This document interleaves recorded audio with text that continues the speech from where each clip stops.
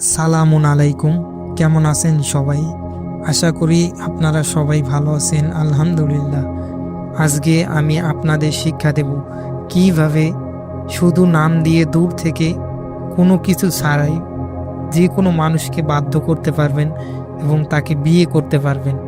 যারা দীর্ঘদিন ধরে অনেক বশীকরণ খুঁজে আসছেন এবং অনেক বশীকরণ প্রয়োগ করেছেন, কোনোটাতেই কোনো ফল পান নাই, তাদেরকে বলবো আজকের ভিডিওটা মনোযোগ দিয়ে দেখুন এবং আজকের এই বিদ্যাটা আপনারা প্রয়োগ করুন। এটির মাধ্যমে আপনারা দূরের ব্যক্তিকে খুব সহজেই বশীকরণ করতে পারবেন। এটা করতে আপনাদের কোনো টাকা পয়সা খরচ হবে না এবং আপনারা খুব সহজে ঘরে বসেই করতে পারেন। এটার জন্য শুধু তার নাম লাগবে। এখন বলি কাজটা কিভাবে করবেন।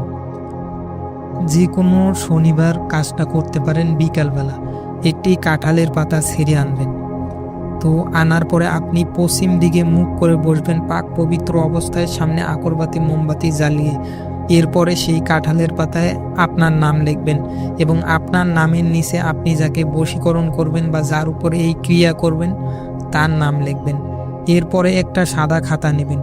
সেই সাদা খাতার উপরে লাল কলম দিয়ে আমার দেওয়া নকশাটি লিখবেন। লেখার পরে নকশাটাই খাতা থেকে ছিঁড়ে নেবেন, নিয়ে আগুন দিয়ে জ্বালিয়ে দেবেন।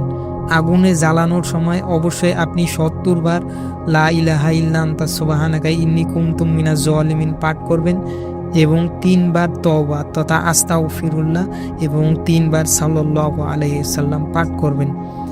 এটি করার সময় অবশ্যই আপনি যাকে বশ করবেন তার কথা ভাববেন এবং নকশাটি লেখার সময় নকশায় কোনো নাম ঠিকানা কিছু দেওয়া লাগবে না। পরে নকশাটি জ্বালিয়ে দেবেন। জ্বালিয়ে দেওয়ার পর যে কালি হবে সেই কালি আপনি সেই কাঁঠাল পাতার উপরে নেবেন।